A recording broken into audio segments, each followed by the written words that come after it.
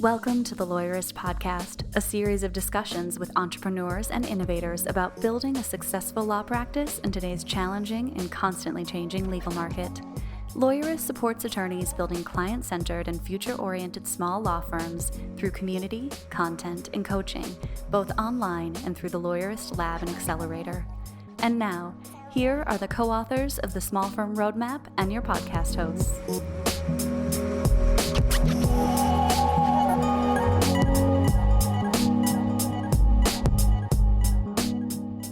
Hi, I'm Zach Glazer. And I'm Aaron Street, and this is episode 301 of the Lawyerist Podcast, part of the Legal Talk Network. In today's episode, Laura is talking with Amy Gallo about dealing with conflict in the workplace and how we can effectively communicate with those who have different perspectives from us. Today's podcast is brought to you by Better Legal, LawPay, Text Expander, and Back Office Betties. We wouldn't be able to do this show without their support. Stay tuned, and we'll tell you more about them later on. So, Zach, we just got back from virtual Clio Cloud Conference. I think this was Clio's 9th or 10th Cloud Conference, but the first that didn't happen in person. Lawyerist has been a long-time attendee of Clio Con, and other than maybe ABA Tech Show and a small handful of other events, it's one of the places that small law firms get together and we learn about trends in the industry and new legal technology, interact with our community and vendors. And it's historically been one of our favorite places for bringing people together in addition to our own Lawyerist LabCon events. And this year was a little bit of a change in that it was all on the internet. Yeah, it's nice that they teed it up and took the lead and did a very good, very thorough virtual conference. Obviously, there are some issues that go along with that. There's going to be some lack of connection, but I think they did a very good job, and I'm really excited that they did it. Mm-hmm. And this was your first ClioCon, right? It was. So I really don't have anything to compare it to. And if in-person ClioCons are better than that, then, they're great. I look forward to going to one. Uh-huh. Well, I'm curious for those listeners who weren't able to attend, what you took away as some of the 2 or 3 biggest takeaways from ClioCon 2020 virtual. So yeah, I think one of the things that I was going into it with a question about was, how do we maintain these virtual conferences if we do have to maintain them for a while? And the biggest question with that is, are we getting sponsor interactions? And I think that Clio did a good job of trying to connect people with sponsors. I think that sponsors were able to talk to people. Sponsors were able to put on, little shows and things like that. And so I think they did a good job of creating some sponsor interaction and creating some kind of secondary interaction around the conference. Mm-hmm. And there were celebrity keynoters and celebrity chefs and big name musicians doing entertainment. But one of the big events at ClioCon every year is Jack Newton's opening keynote. I'm curious what kind of takeaways you had from Clio related announcements. Yeah, so obviously Clio always has some interesting stuff that they want to talk about at the Clio conference, and I think it's great that they have this kind of build up.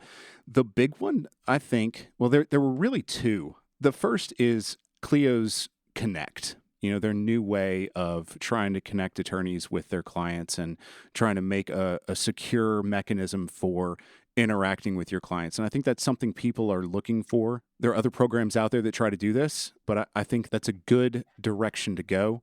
Obviously, there's some space for growth for Clio, but I'm excited about it. I'm excited about the connection that application that they're making. Mm-hmm. And then secondly, they're diving into Microsoft Office 365. They're creating a lot of good connections, a lot of integrations with Microsoft Office, specifically Microsoft Teams, and creating a way for lawyers to work out of that other software and incorporate it into Clio. So I'm excited about that and see where they go with that as well.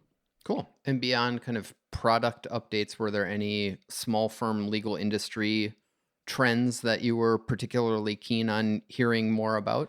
So the first thing I saw coming into the auditorium, as it were, is people talking about project management systems and what project management systems they're using and what interacts with Clio. And this is something that I run into a lot in talking with attorneys and trying to get them to use their legal tech systems as best they can is how are we using these project management systems like Asana, like Monday, and then Microsoft has the Planner app. So I saw a lot of people talking about and thinking about how to incorporate these actual Kanban boards into their practice. And I think that it's a place ripe for growth. Cool. So now we've got a brief sponsored conversation with Chad from Better Legal and then Laura's conversation with Amy.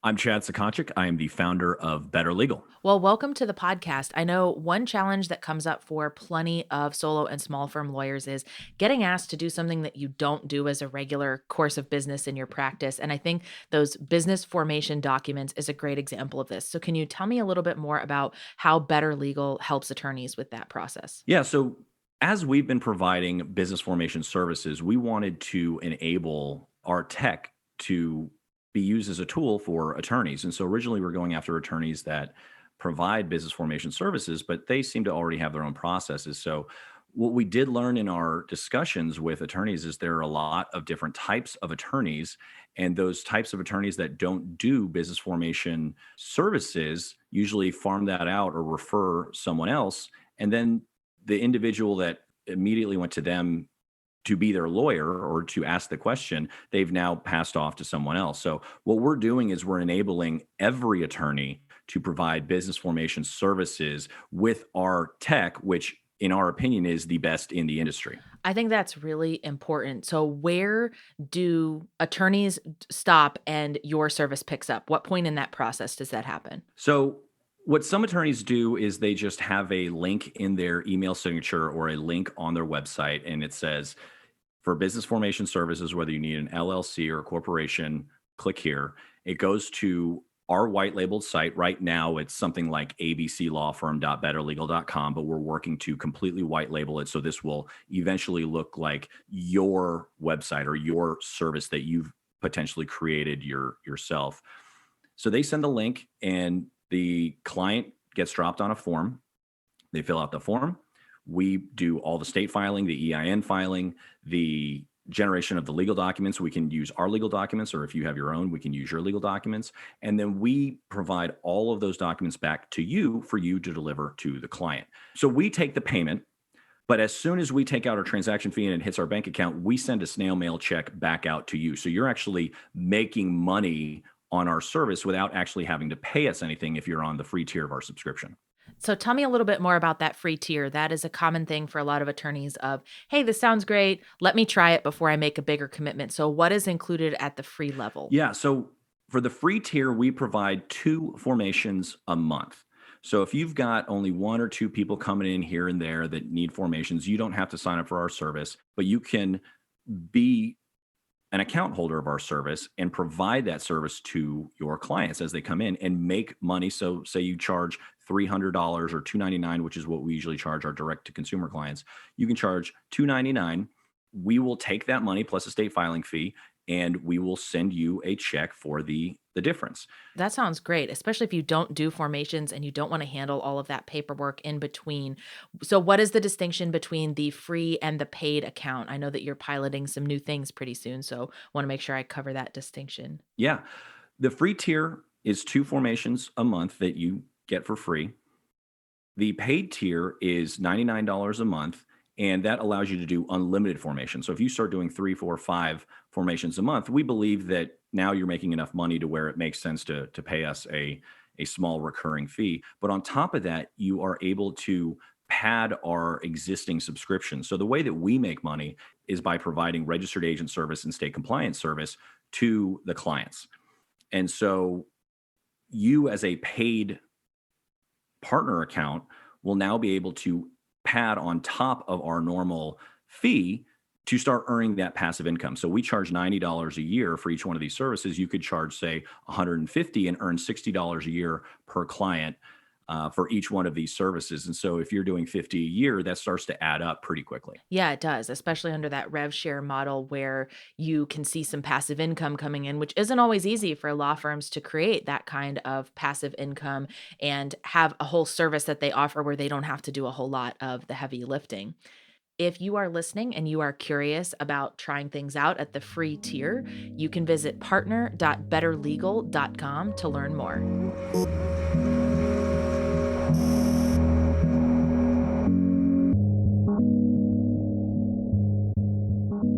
My name is Amy Gallo. I'm the author of the HBR Guide to Dealing with Conflict. I'm a contributing editor at Harvard Business Review and the co-host of the HBR's Women at Work podcast.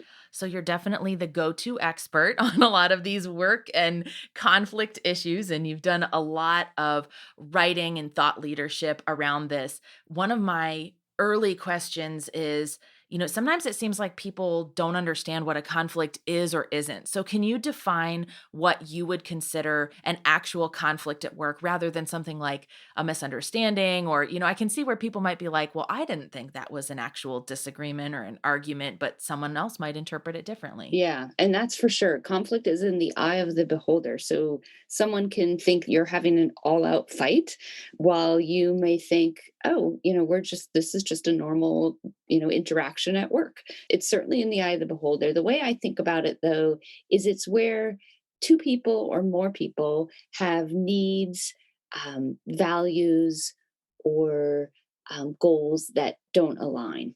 And in that process of trying to align those things or trying to achieve a different goal, those things clash. And as a result, and sometimes it doesn't even have to be spoken, but as a result, there's a hindrance to actually achieving what you're trying to get done. Mm-hmm. So it's almost like your own personality contributes to how you might perceive these differently. And I would think one of the initial challenges is if you're in a workplace where you've kind of gone towards one of the less effective behaviors, say avoiding conflict or sparking it all of the time. How do you start that process in your workplace of letting people know, we're going to do things differently from here on out. We're going to acknowledge when there are conflicts, and these are the ways we're going to try to handle them. Yeah, that's one of the hardest things to do. And so few leaders actually do this, discuss how are we going to disagree?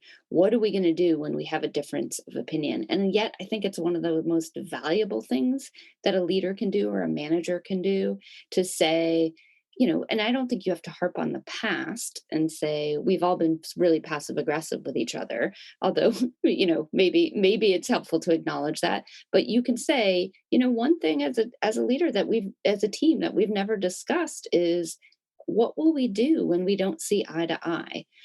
What will we do when we feel like someone else is disrespecting us or isn't taking our perspective? What will we do when we hit a roadblock with this project and we have a hard time moving forward? How will we handle that discussion? And I think it's an incredibly helpful thing to do. And I do this with quite a few leadership teams, is to establish norms around how are we going to disagree. And that alone often really preempts a lot of conflict because now we've accepted that it's okay that we don't see eye to eye. And we know there's a process in place, or at least a stated process in place for having to hash those things out. Because conflict and disagreements is a normal, inevitable part of interacting with other human beings. And to think that you would be on a team that would never disagree is not only wrong, but you shouldn't want that. There's no conflict-free utopia for teams. In fact, you want to have disagreements because there's a lot of good that comes from having healthy, constructive conflict. So one of the things you've talked about is that everybody internally is running through the risks and benefits of approaching conflicts. And I feel like that could be really problematic when your past experience within a team or within an organization has been really bad when conflicts come up. So it feels like it's really risk heavy, although it might have been the approach or the makeup of that team. So I wondered, like, if you're the person who's like, okay, I'm going to address this, I recognize there are risks and benefits, but let's try a new approach.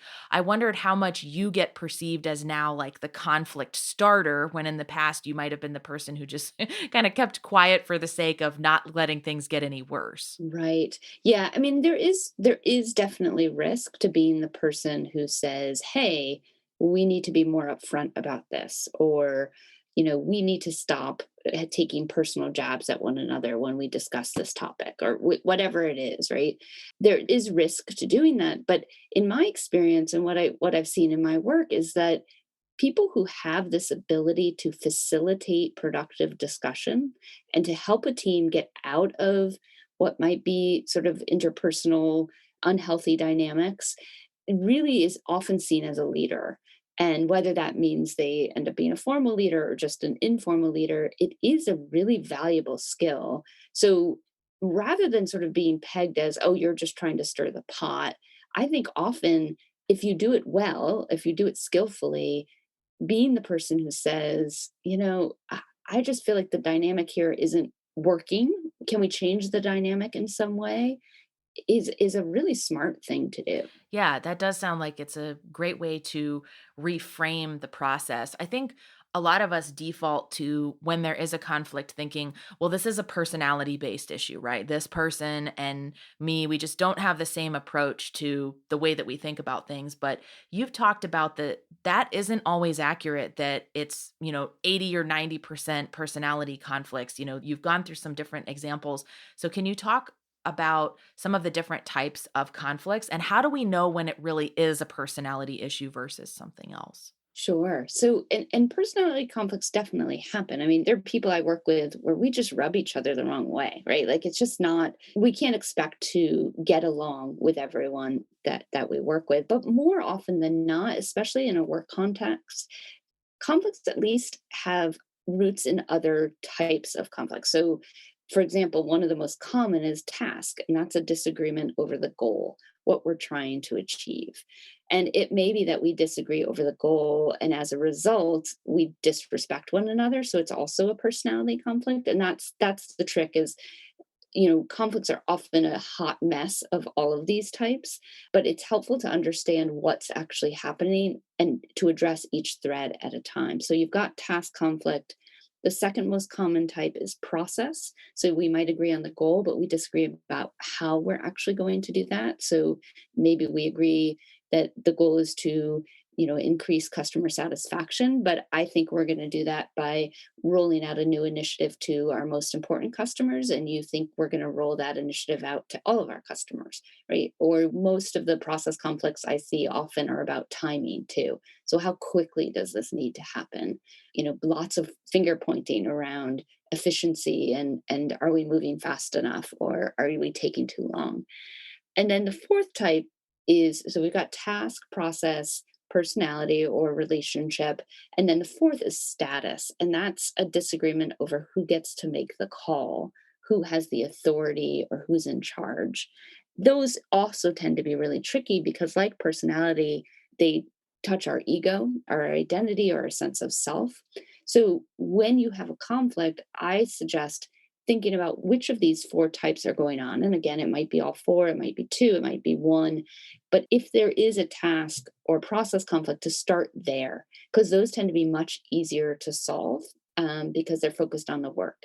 And sometimes you solve those, and as a result, the personality conflict, the relationship conflict, or the status conflict tends to go away, or at least get easier to discuss, because we've now shown we can be on the same page about something, and that helps alleviate some of the personality.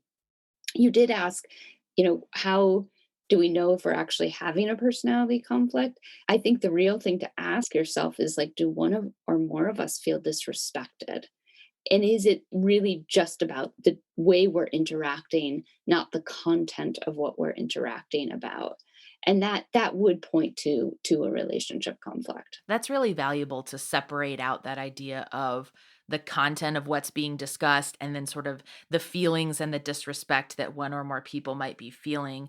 It seems like one of the hardest lines to walk would be when you're having one of those status or standing rooted conflicts, because most companies have a clear hierarchy that everyone generally operates within, but then you have many people in the company that have future goals to move up and progress and get promotions. So how do you balance that natural progression with how it relates to conflicts? Because it feels like that would just be a really difficult one to deal with when you notice that it's the primary driver. Yeah, I mean, if the primary driver is about personality, I think that one of the things that you need to ask yourself is, what is the role I'm playing here? Because as far as I know, and I've tried really, really hard, you cannot change someone else's personality. Right. And trust me, I have tried. So really what's really in your control is your reaction.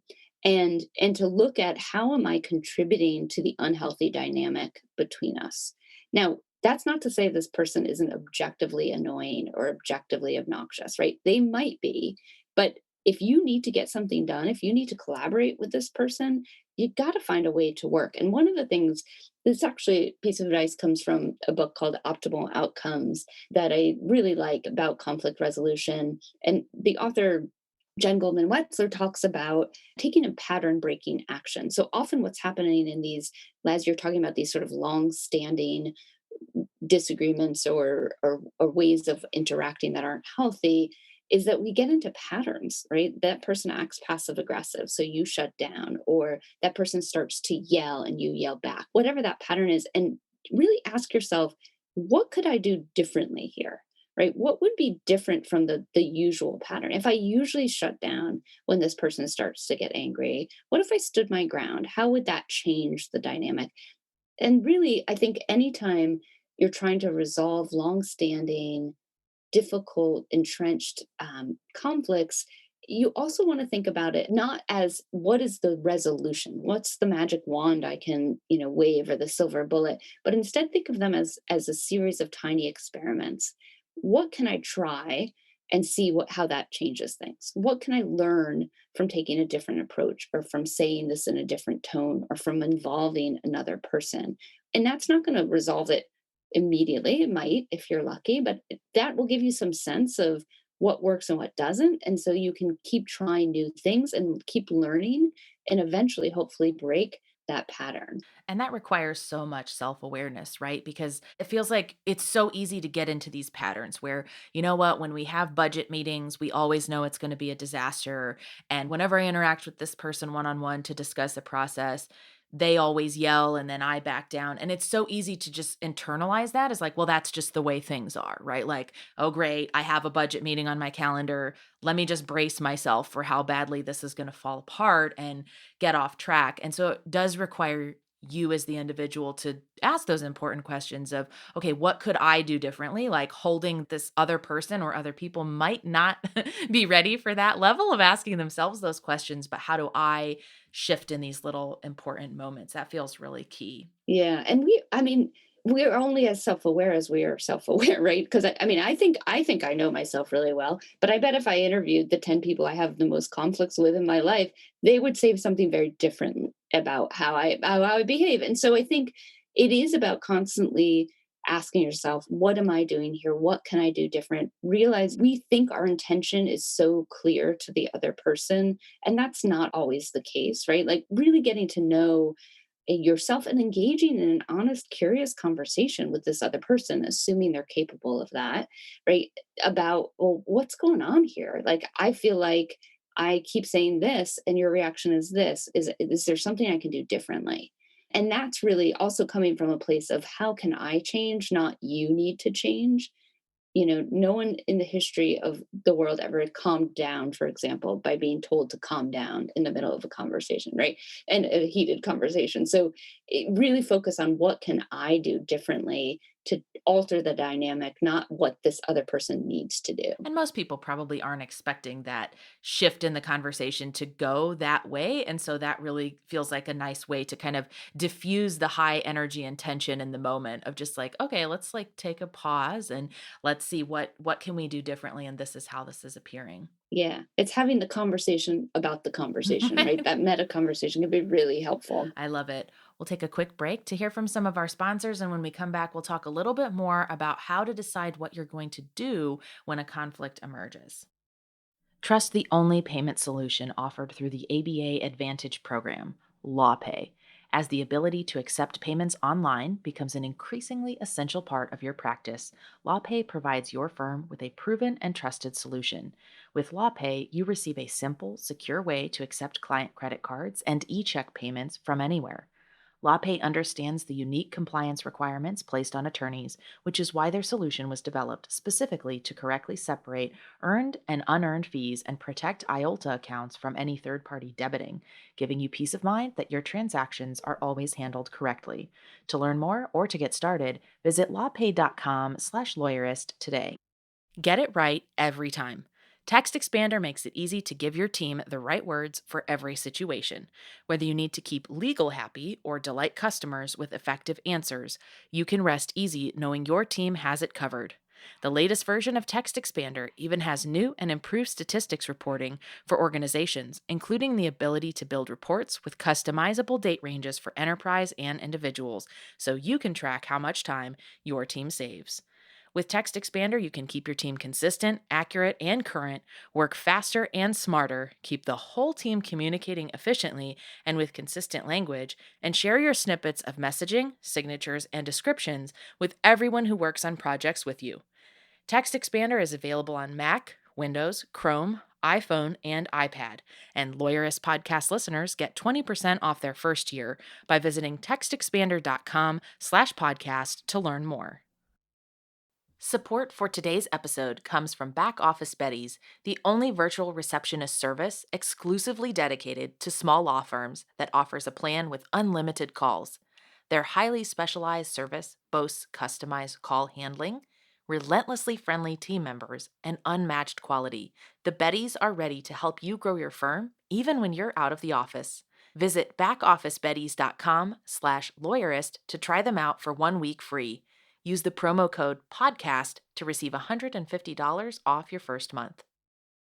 All right, we're back. So now that we know how to think about our role in the process and the different types of conflict being that key route to determining what sort of conversation we have, you mention in the book several different ways that we deal with conflict. And again, most of us kind of go to our default of, one of a few ways of handling it. Can you talk a little bit about what most people tend to do when it comes to a conflict and how to decide what is sort of right in the moment? Yeah. So most of us have, because conflict is stressful, most of us have a default response that we go to when we're under stress.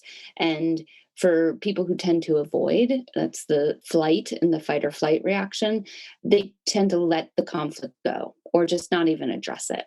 And I'm a big fan of the letting it go option. I actually think I think it's an underused option in many places, but it can't be a knee-jerk reaction to the situation. It has to be a thoughtful, planned approach based on what the situation is. And it can't, there's two caveats I say to this option, the let it go option, which is one, if you are an avoider, if you tend to avoid conflict, by default, and you say, "Oh, I love this option. I do this all the time," right? It can't be a default reaction. And two, if you say, "Oh, I love to let it go," or "Yeah, I'm going to let this go," but then you go, call your work BFF and talk their ear off about the situation and talk to your spouse at night about it. And, it's what you think about, when you're up at 2 a.m., right? That's not letting it go. That's doing a lot of something. So you really have to be able to say, "I'm just going to let this pass." And this is a really great option if you think this is a one-off situation. If you think, for example, the person's under extreme stress and reacting out of the norm. And it can also be a good option if your experience tells you this person is not capable of a rational conversation about this. So you may let it go, sort of take the high road and say, "I didn't enjoy that conversation, but I know going deeper into it is not going to solve the situation." So the second most common is to address directly. Now, if you in your sort of fight or flight are more of a fight, this might be where you go most quickly, right? It's like, "I'm just going to hash this out, right? I'm going to pick up the phone, get on a Zoom call with this person, walk down the hall if you're in an office." And that also is a great option. I actually talk a lot in the book about how to handle this option because I do think it's usually often the best course. But if you're a seeker, if you're someone who, as you said earlier, sparks conflict, you may go to this option much too quickly, and it may intimidate or make the other person feel overwhelmed, and it may not result in a great conversation. So you have to think about, am I in the right mindset to sit down and have this conversation? Is the other person capable of it? And if so, yeah, okay, sit down and hash it out. I do think that seekers tend to go into that conversation too quickly and don't do enough prep. And I do think if you're going to sit down and hash it out, you have to do some prep. That doesn't mean hours of self-reflection, but you have to ask yourself a few questions before you get into the room. The other two options that I talk about in the book is to address indirectly. And this is an option that takes a lot of skill. And not a lot of people do this well, but I've seen it work really well when people have the right skills. And this is where you might use a story or a metaphor. You might even involve a third person in the conversation, where you're not really saying, wow, we disagree, or wow, we don't see eye to eye here. But you might say, you know, I was on a team that faced the same thing last year, and here's what we did. Right. So it's a way to allow the other person to save face. It's a way to allow someone who may be not capable or self aware enough to have the conversation about the conflict, to engage in the content without having to sort of put a lot on the line, if that makes sense. Yeah, it does make sense. And I couldn't agree with you more about addressing it indirectly being such a challenge, because I think that's the one that it's easiest for us to identify. Oh, I've been in that situation when someone did it wrong. Yes. And it felt like, oh, so and so said that. They didn't say my name, but I know they were talking about me. And that was really shady. And I didn't appreciate that it was called out in the company meeting, like clearly, quietly calling me out. So I think it's important to talk about that role of deciding when culture goes into that, right? Like you talked about saving face, right? There are certain cultures where that really is a good option to go to because it would be more appropriate. So what role does company culture or outside, country culture or whatever Mhm. play in making that decision about whether indirect is right? Yeah, I mean that's a big piece of it, is that what's the norm in the culture you're operating in? Like you said, whether it's your team culture, organizational culture, regional culture, or national culture, it's helpful to ask yourself, how are these things typically handled? Now, that doesn't mean that's the right way to handle it, but you have to consider that, because if you're going to do something outside that norm, you have to think through the risks of doing that. So certainly taking an indirect approach might work really well in certain cultures.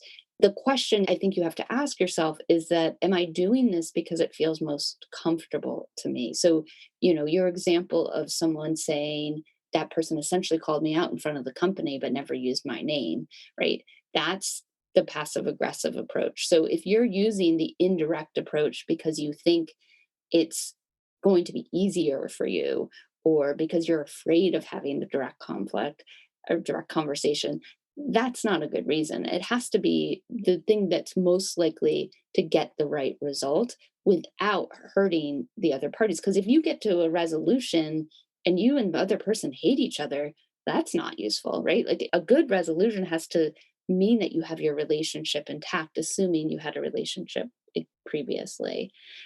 So culture plays a big role, and it's a matter of thinking through, because oftentimes we're even having these conflicts with people from other cultures. So you need to do a little perspective taking, maybe even a little research about what's the level of confrontation, direct confrontation, that's comfortable in that person's culture, and how will that influence how we have our own conversation here. Addressing it directly feels then like a good choice a lot of the time if you've taken into consideration all of those factors. Would you say that if you've tried addressing a conflict directly or a person directly a lot and it just hasn't gone well, is that when you start thinking about, okay, this is actually a dysfunctional team, or this isn't a person I can work with and I actually need to exit this role or this organization? Yeah, I mean that's the what I call the last resort option, right? You have to have tried, hopefully many different approaches, maybe, letting it go, addressing directly and addressing indirectly, and then you decide to exit the relationship. And the reality is it's just not always a possibility for everyone, right? So I may not be able to leave my job because financially I need this job, or I may love all aspects of my job except working with this one person. So you need to have tried many things and tried many pattern breaking things to see if you can make it work. But sometimes it is the right thing to do, especially if you're, feeling mentally or physically exhausted by the conflict, if it's overtaking your life outside work, if it means you're not able to excel and get where you want to go in the organization, you certainly need to think about, is this the right role? Is this the right team for me?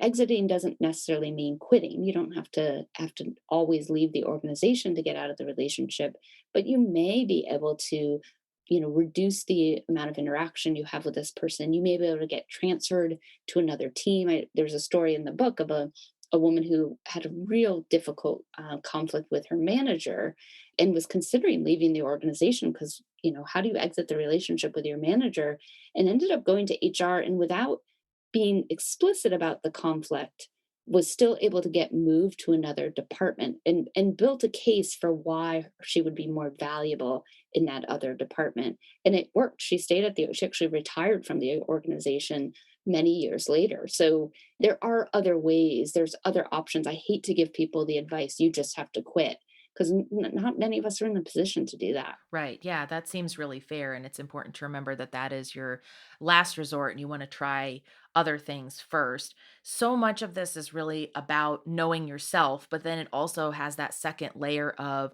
finding out what your colleagues are. Are they the avoider? Are they the conflict seeker? What do the conflicts tend to bubble up around for particular people? How do we go about finding this information out about our colleagues? You mentioned that if you try and you can't find this information, it is still possible to have productive conversations. So I'd love to just chat about that a little bit. Yeah, and I think sometimes it's just a matter of observation, watching the people you work with. Did when they were challenged in a meeting, did they shut down or did they fly off the handle? You can learn a lot from just observing your colleagues' behavior. And certainly if you have a trusting relationship with someone, you can even ask, how do you like to handle conflict? What's your reaction here? We tend to get a lot of information just from working with people, but it's also okay to have direct conversations with people about their style. And if you're a team leader, I even recommend, having conversations. How do you prefer to handle conflicts? Do you think of yourself as someone who avoids them or as someone who sparks them? I think that can be a really useful conversation for a team to have, because then everyone has the information. But as you said, it's not always possible. Sometimes you're working with someone from another department who you've never worked with before and you have no context, or someone from another organization that your company is partnering with, and you don't have that information. And that's where you just need to tread carefully as you go into that conversation, and watch for signals for how they're responding to any time you raise a disagreement or perhaps push back, and that'll give you some cues as to how you can handle the conversations with that person. Sometimes I'll have a couple email interactions with someone who I haven't worked with before. I can think of one person in particular where her emails kept coming back. They were so short. There was no emojis, no exclamation points, right? Like it felt to me very curt. And I actually had a friend in the organization who had worked a lot with this other person. So I went to that third person and said, "Can you tell me a little bit about her?" And she said, "Oh, working mom, super efficient. You won't get a lot of warmth in her emails, but she's really committed and really wonderful to work with." And that completely changed my perspective on how to interact with this person, and just accept, she's not trying to be rude. She's just being really efficient with her time. And as long as I remind myself about that, I don't get upset about her shortness or her curtness with me. I love that point because you can learn a lot from other people, even if you don't have the option to interact or get that detail from the person directly. That happens often with remote teams, which I've been working remotely for almost 10 years now. And there's been times when I would say, man, that email, just the tone of it felt weird, or that Slack message was different. And then you would get on a video call and it was like a whole different person, right? And it was just that was their method of communicating in that written medium. And so you always have to dig for those additional details to try not to take it so personally when you get some of those other messages. Yeah. Well, and I always say give the person the benefit of the doubt, right? Like presume positive intent, because not out of generosity, although I think being generous is good, more because it gets you out of that stuck rumination of like, why is this person being a jerk? Why is she so rude? Right. And which is that's not helpful to you to be in that frame of mind if you're trying to collaborate with someone. So presuming that, wow, this person must be under a lot of stress, or this person's probably really rushing because they have a busy day, or this person was up all night with a sick kid last night, right? Just anything you can tell yourself that puts you in a more positive frame of mind means that your interaction is going to go better. It's a good strategic move, not necessarily a generous move. So many valuable tips here for evaluating conflict, deciding what your role in diffusing it or engaging in it is, and being self-aware and mindful of who you're working with during this episode. Thank you so much for your time and insight. There's so much more of what you shared in your written works, and so I encourage people to go check that out. Where else can people go to learn a little bit more about you? Sure. They can check out my website, which is www.amyegallo.com. You can also find me on various social media with that same handle, Amy E. Gallo. Most of my writing is at hbr.org. So if you go there and search for my name, you'll find a lot of my articles and my book as well. Thank you so much. Thank you, Laura. This was great. The Lawyerist podcast is produced by Bailey Tiller and edited by Christopher Eng. Are you ready to implement the ideas we discuss here into your practice? Wondering what to do next? Here are your first 2 steps. First, if you haven't read the Small Firm Roadmap yet, grab the first chapter for free at lawyerist.com/book. Looking for help beyond the book? Let's chat about whether our coaching communities are right for you. Head to lawyerist.com/community/lab to schedule a 15-minute call with our community manager.